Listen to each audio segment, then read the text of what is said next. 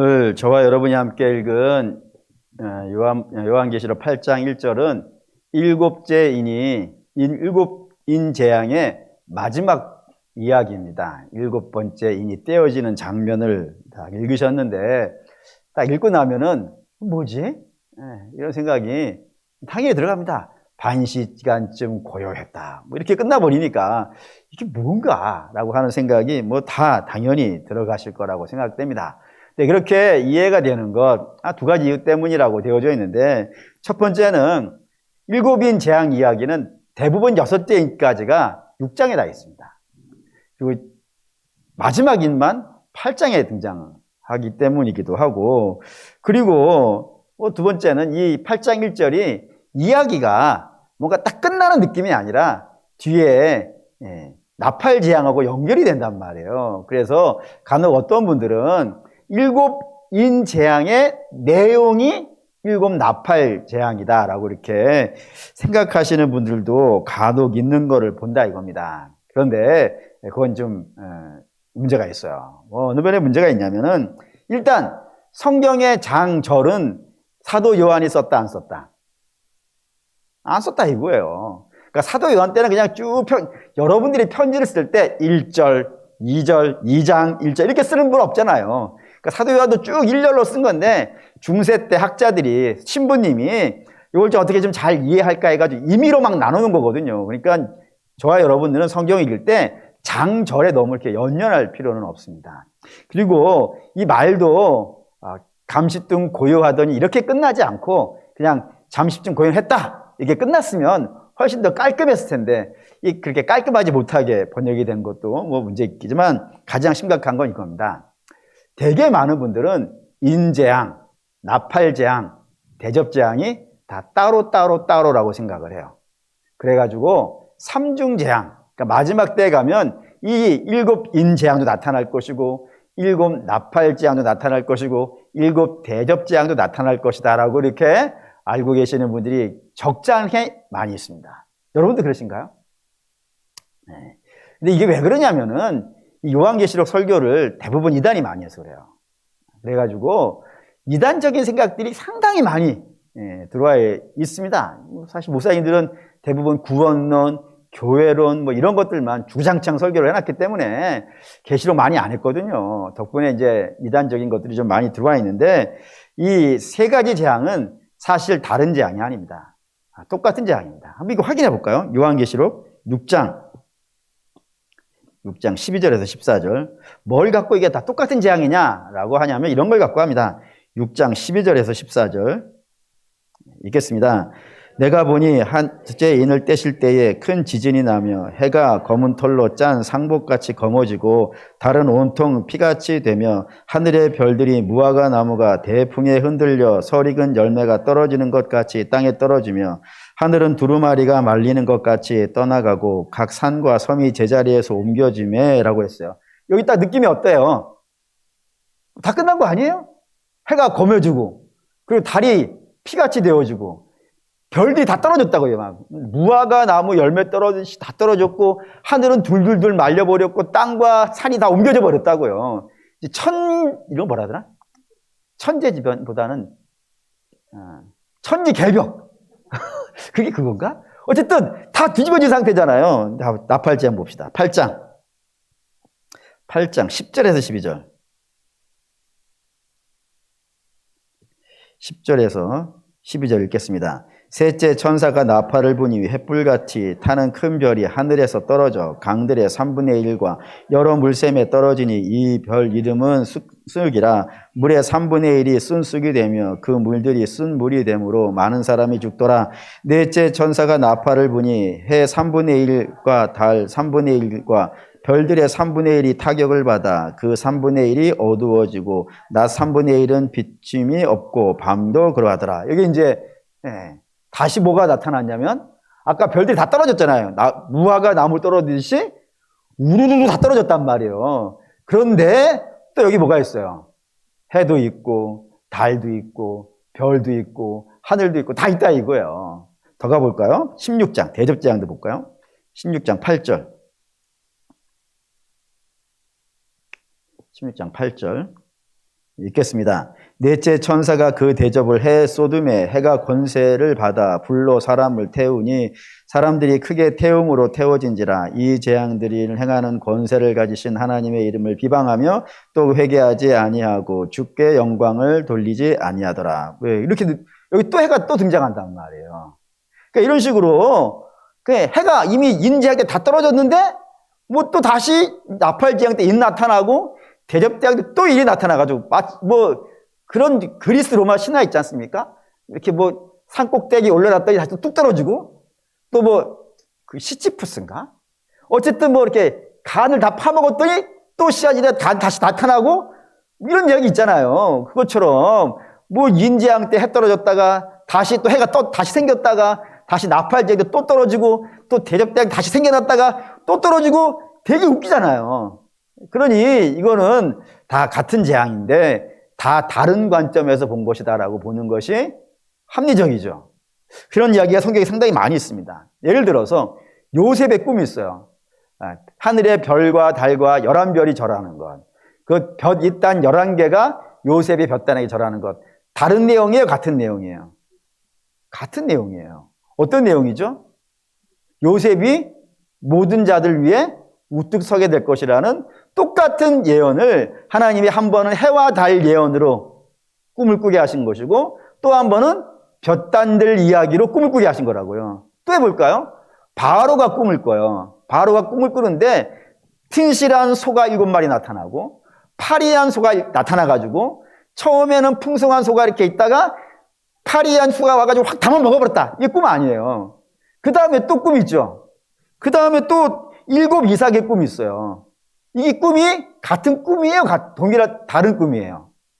같은 꿈이에요. 어떤 꿈이에요? 7년 흉년이 있을 것이고 그 다음에 7년 흉년이 나타나는데 이 7년 흉년이 너무나도 심각해가지고 앞에 7년 풍년을요 잊어버릴 정도로 심각한 풍년이 일어날 거라는 것을 하나님이 한 번은 소로 보여주시고 또 한 번은 이삭으로 보여주시면서 다양한 방법으로 더 부연 설명하시고 더 풍성하게 하시고 더 명확하게 하는 그런 내용들이 성경에는 상당히 많이 나옵니다. 이런 걸 누차에 걸쳐서 말씀드렸어요. 반복이라고. 반복은 하나님이 굉장히 중요하게 여기는 것이고 마지막 때의 심판이라고 하는 것은요 더 중요한 거예요. 그래서 이런 얘기 했잖아요. 2번 방법은 강조고 3번 방법은요 아주 강조고 뭐 처음 들어보는 것처럼 이렇게 쓰면 안 된다 이거예요. 이거 3번 강조예요. 단지 관점을 하나님께서 이렇게 바꾸시고 이렇게 바꾸시면서 점점점 풍성해지게 더 넓어지게 더 명확하게 성도들이 알아들을 수 있도록 그런 이야기들로 채워가는 이야기라 이겁니다. 그런 관점에서 본다면 7인이 떼어졌을 때 잠시쯤 고요해졌다는 것은 어떻다는 거예요? 마지막 심판이 다 끝난 그런 관점에서 고요해진다라는 이야기로 써져 있다 이겁니다. 그러면 이제 우리가 이야기를 시작할 수 있어요. 왜 마지막 심판이 끝났어요? 하나님이 세상을 심판하는 마지막 심판이 끝났는데 마지막 심판 끝난 것의 내용으로 고요라고 하는 단어를 가지고 왔을까라는 겁니다. 왜 고요라고 하는 이미지를 썼을까요? 그 이유는 6장 1절 2절 때문에 그렇습니다. 계시록 6장 1절 2절. 계시록 6장 1절 2절 읽겠습니다. 내가 보매 어린 양이 7인 중에 하나를 떼시는데 그때에 내가 들으니 내 생물 중에 하나가 우레소리같이 말하되 오라 하기로 이에 내가 보니 흰 말이 있는데 그 탄 자가 활을 가졌고 면류관을 받고 나아가서 이기고 또 이기려 하더라. 이제 지난번 첫 번째 이야기를 했을 때 이 이야기를 했습니다. 근데 다시 한번 생각해 볼게요. 흰 말 탄 자는 기본적으로 무엇을 상징하시는 거냐면 예수 그리스도를 상징하는 그런 내용이 됩니다.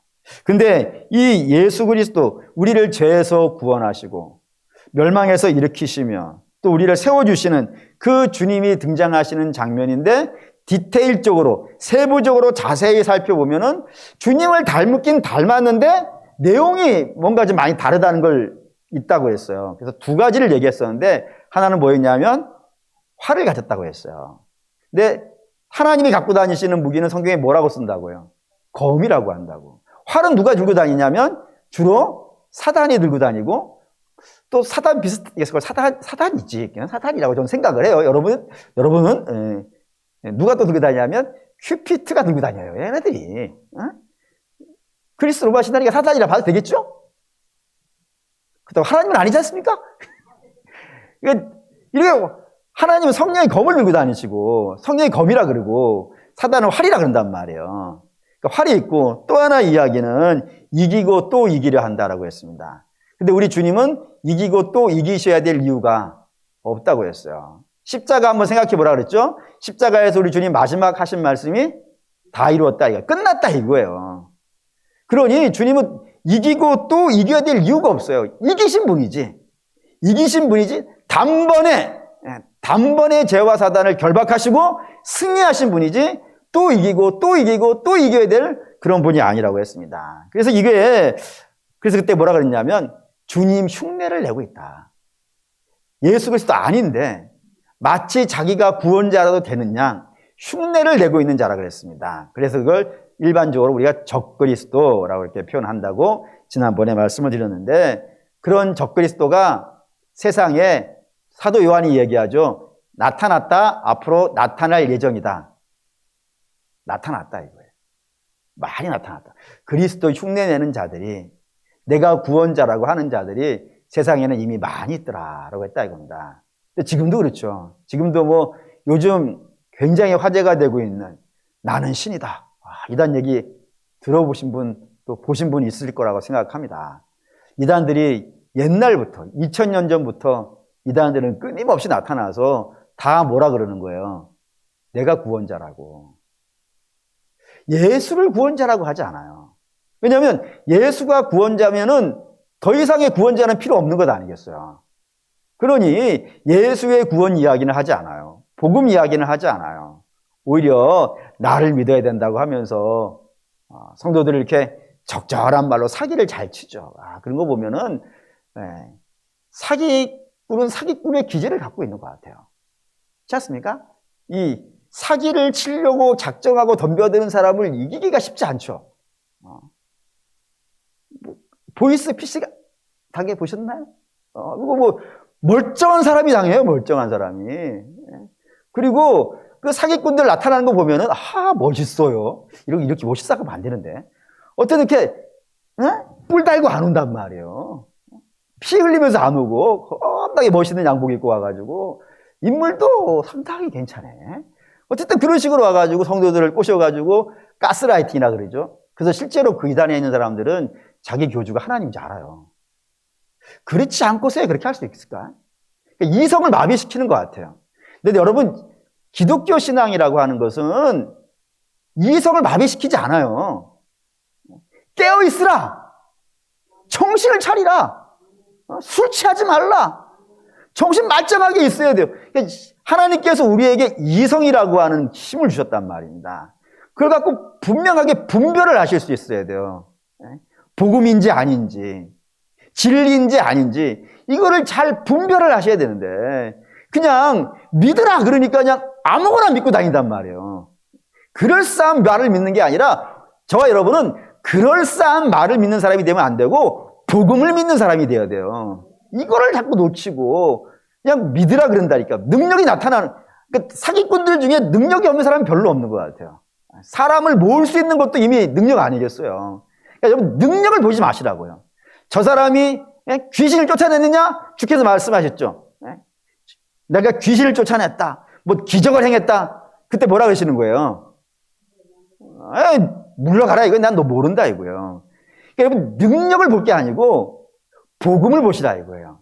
예수 그리스도와 죄와 회개와 거듭남과 이런 거를, 이거 다 내가 얘기하는 거네. 어쨌든 그 복을 보셔야지. 다른 거를 보신다 그러면은 여러분 위험해요. 얼마나 많은 이단들이 활기를 치고 이 시대에 강력한 힘이 있느냐면 방송까지, 옛날에는 그런 방송 안 했잖아요. 무서워서 안 했을까? 그렇지 않을까 생각해요. 워낙 기승을 부리거든요. 영혼의 사냥꾼들이 워낙 기승을 많이 부리기 때문에 우리가 정신을 바짝 차리지 않는다면은 우리도 예외가 될 수 없다는 사실을 명심하셔야 된다 이겁니다. 뿐만 아니라, 그런 것뿐이 아니라 이런 것도 있죠. 우리를 모든 근심에서 해결해 줄 수 있다라고 이야기하는 것들.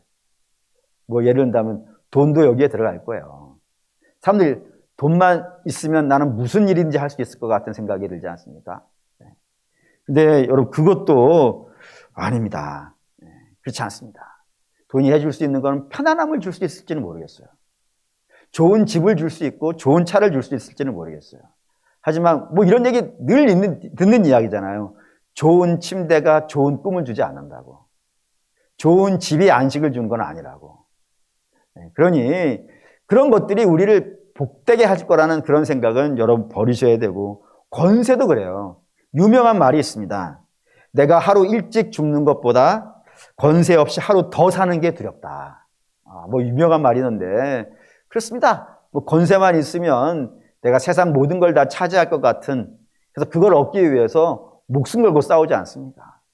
근데 그 권세로 인하여 죽는 거예요. 우리 구원할 수 없어요. 또 심지어 저는 이런 얘기도 들어봤어요. 자녀에게 이야기해 주는 건데 이런 얘기를 합니다.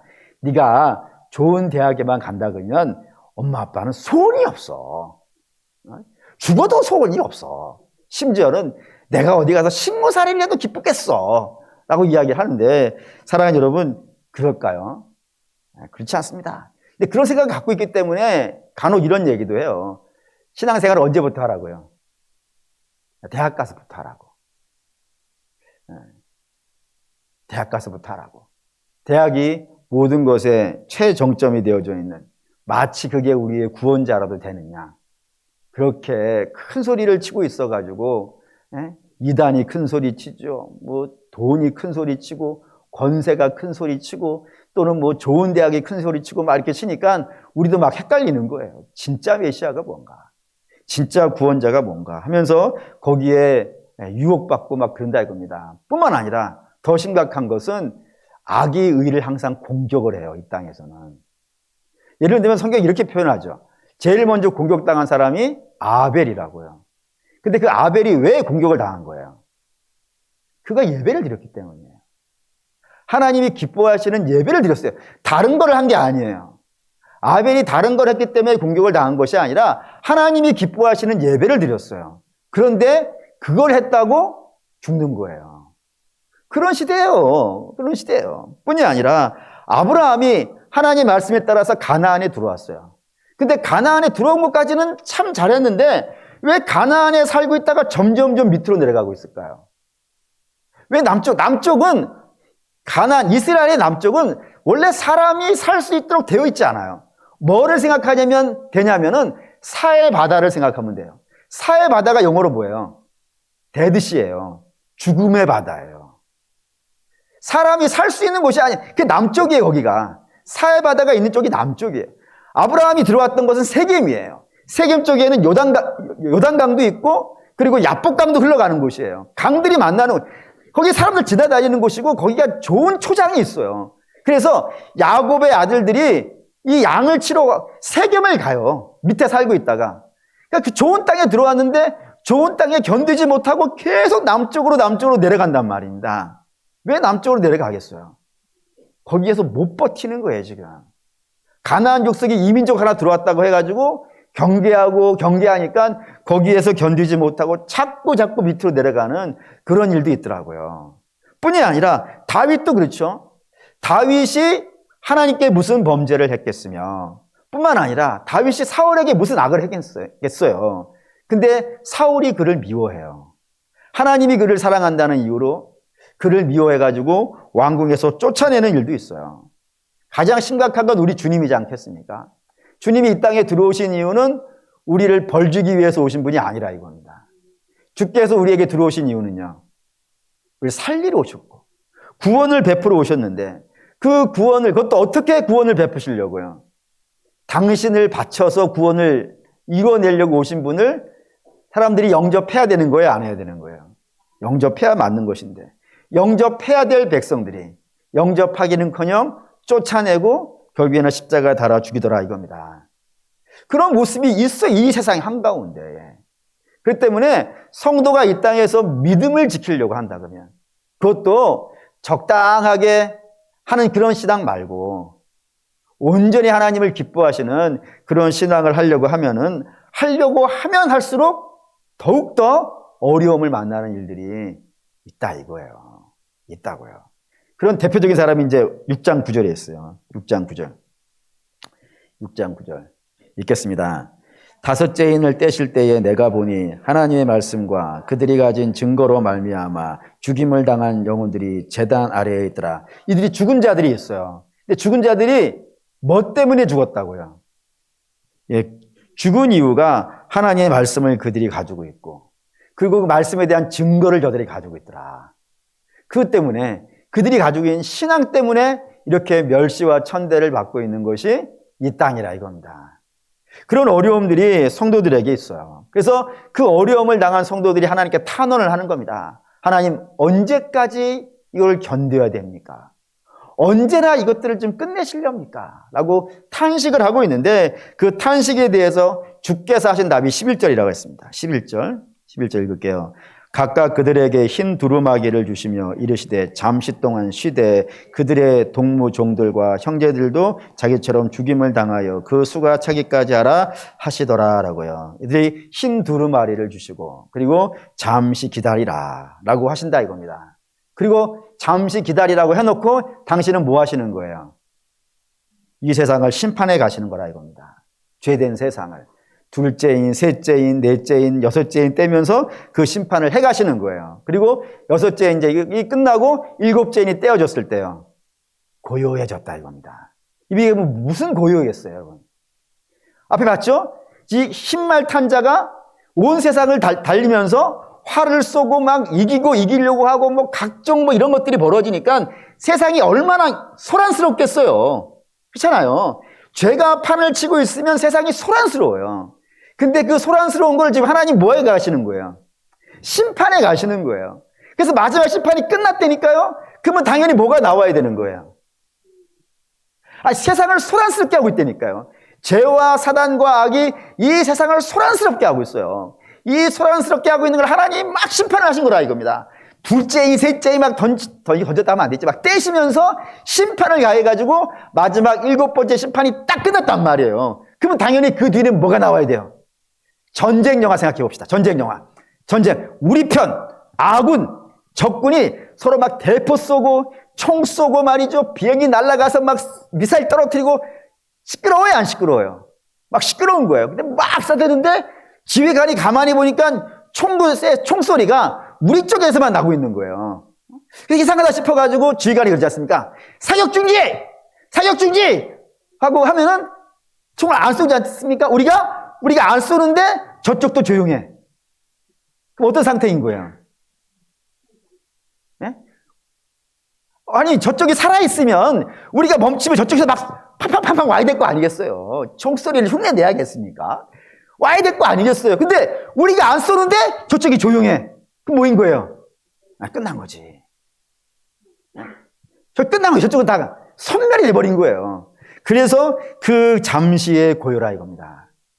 그러니까 8장 1절의 고요라는 것은 주께서 이 세상을 요란케 하고 성도를 눈물 나게 하고 죽음으로 이끌어갔던 모든 죄와 사단과 그리고 권세와 힘과 적그리스도를 하나님이 다 심판하셔가지고 저들이 선멸당해버린 거예요.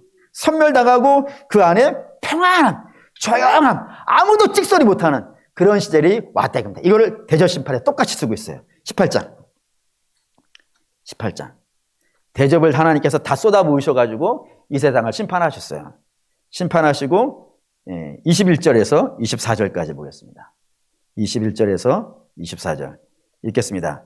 이에 한 힘센 천사가 큰 맷돌 같은 돌을 들어 바다에 던져 이르되 큰 성 바벨론이 이같이 비참하게 던져져 결코 다시 보이지 아니하리로다.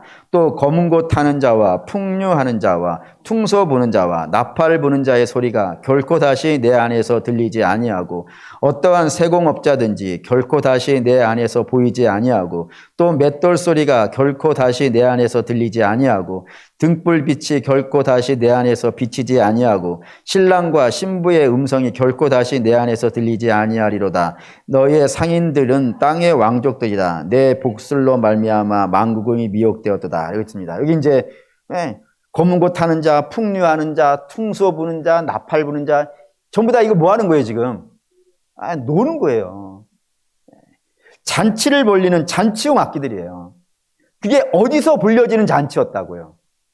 바벨론이라고 하는 세상의 성읍에서 불려지는 노래들이니까 그 노래는 하나님과 관련이 있겠어요, 없겠어요?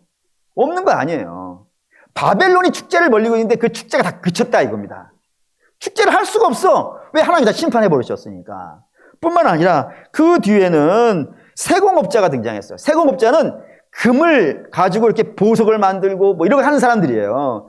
근데 이런 로마의 보석이나 이런 것들은 이 로마 자체 생산이 아닌 거예요. 항상 밖에 나가서 전쟁을 해야 돼요. 전쟁을 해가지고 가져와가지고 여기에서 세공을 하는 거란 말이에요. 그렇기 때문에 세공업자가 더 이상 세공을 할 게 없어. 왜 그러냐면 나가 싸울 데가 없는 거야. 하나님 다 심판해버렸거든. 싸울 수가 없어. 싸울 수가 없으니까 빼앗아 올 것도 없고요. 그 뒤에 또 신랑 신부, 뭐 주께서 말씀하셨잖아요. 주께서 마지막 오실 때에 이 땅에 있는 사람들이 먹고 마시고 결혼하고 장가가고 밖에 안 한다고. 그 인생의 즐거움이 다 끝나버린 거예요, 지금. 세상의 즐거움이 다 끝나버려가지고 아무 소리도 내지 못하는, 심판이 완벽하게 끝난 그런 장면을 대접도 동일하게 이야기한다 이겁니다. 그런 관점에서 고요해요. 하나님 심판을 깔끔하게 완벽하게 끝내셨다고요. 근데 우리가 또 하나 봐야 되는 것은 그 고요가 오래 가는 것이 아니고 얼마에? 반시간이라 이거예요. 아주 짧다 이겁니다. 이것도 아까 전쟁 영화 생각하시면 될 것 같아요. 막 총 쏘다가 멈췄어요. 적도 조용해. 지휘관이 고개를 들고 상황을 살펴보는 겁니다. 모두가 다 조용해. 모두가 조용해가지고 살펴보니까 적들이 다 어떻게 된 거예요? 다 죽었어요. 그리고 저희 지휘관이 외치는 거죠. 야! 우리가 이겼다! 하면 그때부터는 우리 군에 소속되어 있는 장군들은 다 뭐라 그러겠습니까? 만세 외칠 거 아니겠어요? 우리가 이겼으니까. 그러니까 잠시 동안 고요한 것은 적이 완전히 죽었냐 안 죽었냐 확인하는 차원에서 잠시 조용한 것이고, 그게 확인이 되었으면 이제부터 우리가 이겼으니까 만세와 기쁨이 불려지는 겁니다. 보시죠. 요한계시록 19장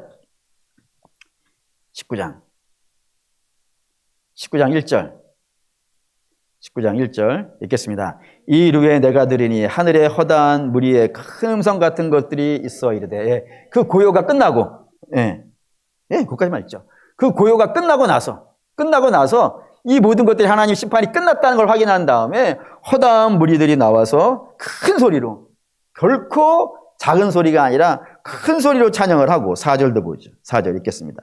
또 24장로와 네 생물이 엎드려 보좌에 앉으신 하나님께 경배하여 이르되 아멘 할렐루야 하니. 여기 24장로와 네 생물이 나와서 하나님을 찬양하면서 노래 부르고 있고요. 또 볼까요? 6절 읽겠습니다. 또 내가 들으니 허다한 무리의 음성과도 같고 많은 물소리와도 같고 큰 우레소리와도 같은 그 소리가 이르되, 여기도 이제 큰 우레소리와 같은 소리가, 많은 물소리와 같은 그 소리가 울려 퍼지는 거예요. 언제요? 하나님의 심판이 끝났을 때. 이전까지는 노래소리는 바벨론 안에서 들렸다고요. 저기들이 잔치를 했고 이쪽에 있는 성도들은 이 악한 적들의 공격으로 인하여서 너무나도 힘들고 어려운 생활을 견뎌왔다고요. 근데 하나님께서 이제 저쪽에다 심판을 펴보셨다고요. 그래서 완벽하게 쓸어버렸다 이겁니다. 그랬더니 저쪽에서는 소리가 안 나고 이쪽에서는요, 할렐루야가 외쳐지는 거예요. 그러니 성도는 우리 주님이 빨리 오셔야 될까요? 아니면 좀 더 있다가 오셔야 될까요? 매번 물어보는데 매번 심각한 모양이에요. 우리 주님이 오시면 내가 지금 잘 먹고 잘 살고 있는데, 지금 오셔가지고 이 세상 심판해 버리시고 이거 다 끝내 버리시면 참 이거 섭섭할 텐데, 여러분, 천국이 더 좋아요. 어른들만 그러지 말고 젊은 사람들이 해야 돼. 지금 주님 만나는 게 억울하십니까? 아니죠. 봤잖아요. 악과 세상이, 하나님의 심판이 끝나지 않으면은 누가 잔치를 하냐면 세상이 잔치를 하고, 믿음을 갖고 온전히 하나님을 기뻐하시는 신앙생활을 하려고 하는 사람들은 눈물을 흘렸단 말이에요. 그런데 이 눈물이 언제 끝난다고요? 하나님의 심판을 끝내고 나면은 저쪽이 이제 고요하게 되어지고, 이쪽의 백성들은 말이죠. 너무 기쁜 거예요. 너무 기뻐가지고 천사도 나오고 허다한 구원자든 하나님의 백성들이 나와가지고 기뻐하고 노래하고 춤을 추고 할렐루야 외치며 만군의 여호와를 즐거워하더라 이겁니다. 그게 우리 주님 오시는 그때의 모습이라 그런다 이겁니다. 그러니 성도는 이 주님이 오셔서 이 세상을 끝내주시는 것이 그 어느 때보다도 간절한 때라 이겁니다. 그래서 우리 믿음의 선배들은 이런 고백도 했어요. 먼 하늘에 이상한 구름만 떠도 내 주님 오시는가 해. 늘 그렇게 기다리고 사는 거예요. 그렇다고 뭐 세상을 가볍게 살진 않고 내게 주어진 인생을 열심히 살지만 기도할 때마다 주님 언제 오십니까? 주여 어서 오소서라고 하면서 믿음으로 살았다 이겁니다. 그리고 그 믿음으로 살아가는 모습을 이제 우리가 결론으로 삼고 끝낼까 합니다. 11절. 6장 11절. 아까 봤지만 우리 주님 다시 오실 것이고 다시 오셔서 세상을 심판하실 것이고 세상은 고요해질 것이고 우리는 노래하게 될 거예요. 그걸 우리는 알아요. 우리는 알고 있기 때문에 이 세상, 망하는 세상에 동참하면 되겠어요? 안 되겠어요? 안 되죠.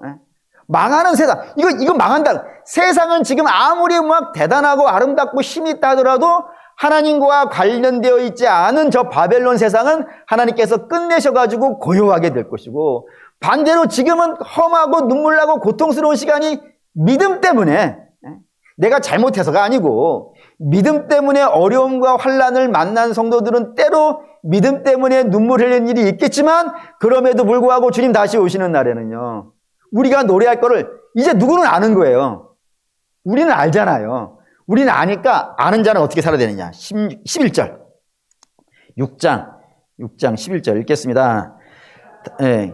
그들에게 흰 두루마기를 주시며 이르시되 아직 잠시 동안 쉬되 그들의 동무 종들과 형제들도 자기처럼 죽임을 당하여 그 수가 차기까지 하라 하시더라. 이 세 가지 등장했어요.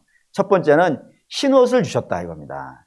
흰옷은 언제든지 하나의 이미지로 해석을 해요. 뭐냐면 순결입니다. 그러니까 성도는 이 땅에서 믿음으로 살아가는 거 쉽지 않아요. 누가 그걸 쉽다고 하겠습니까? 어그러지고 거스른 세대 한가운데에서 온전히 믿음으로 주만 바라보며 살아간다는 것 여러분 이게 쉽지 않습니다. 다들 사기치고 남의 것 빼앗으려고 애를 쓰고 있는 이 땅에서 정직하게 믿음으로 사업을 하고 일을 해가는 그런 건 누가 하기에 쉽겠습니까? 쉽지 않습니다. 그럼에도 불구하고 우리는 그 길을 가는 거예요. 왜요? 우리 하나님 백성이니까. 하나님 백성이니까. 밤을 새워가면서 이 이야기를 할까? 우리 하나님 백성이에요. 우리 하나님 우리 거룩한 옷을 우리가 만든 옷이 아니라 주께서 보혈로 우리를 덧입혀 주셨다고요. 그러니 우리는 이 보혈의 영광에 맞게 살아야 되지 않겠습니까? 성도잖아요. 거룩한 무리. 멋있는 말이에요. 거룩한 무리니까 거룩한 무리의 삶을 살아가는 것이 마땅할 것이고 두 번째는 잠시 쉬라고 했는데 이 잠시 쉬는 게 단지 이거 눈 감고 자라는 정도의 의미는 아닙니다. 비록 어렵고 힘들지만 성도에게 항상 요구되는 건 뭐였냐면 성도에게는요 인내가 요구되었어요. 견디는 거예요. 여러분 견디실 수 있기를 바라요. 쉽지 않죠? 쉽지 않아요. 믿음으로 살아간다는 건 쉽지 않아요. 하지만 견디는 거예요. 근데 감사하게도 우리의 이 멍에를 우리가 홀로 지고 가는 게 아니라 이겁니다. 우리 주께서 우리 함께 계시지 않습니까? 함께 지고 수고하고 무거운 짐진 자들아 다 내게로 오라. 내가 너희를 쉬게 하리라. 나의 멍에는 가볍고 쉬우니 나의 멍에를 메고 배우라 했으니 우리 주께서 같이 메고 가고 계시는 거 아니겠어요? 우리 결코 혼자 두지 아니하시고 이 길을 끝까지 갈 수 있도록 우리 함께 하실 것이니까 그 약속을 믿고 사랑하는 믿음의 성도 여러분 견디실 수 있길 바라요. 하나님이 이기실 거니까. 하나님이 진다 그러면 하나님이 이기실까 질까 잘 모르겠어. 뭐 이렇게 헷갈리게 되어진다면 이거 어떻게 견디겠어요? 근데 분명하게 성경은 시종일관 동일한 이야기를 해요. 결국에는 우리 하나님이 이기신다.